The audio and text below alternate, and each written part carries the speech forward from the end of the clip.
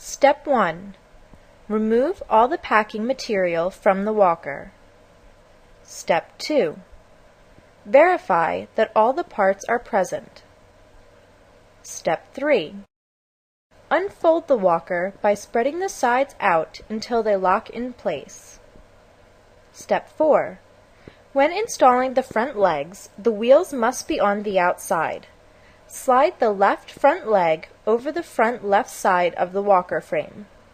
Push in the locking button and slide the leg to the desired height and engage the locking button on the leg. Step 5. Do the same for the rear legs. Now the walker is ready to use. Step 6. To fold the walker, pull up on the blue release lever on one side and fold in that side. Do the same for the other side. Step 7. The glide covers that come on the walker are ideal for outdoor use.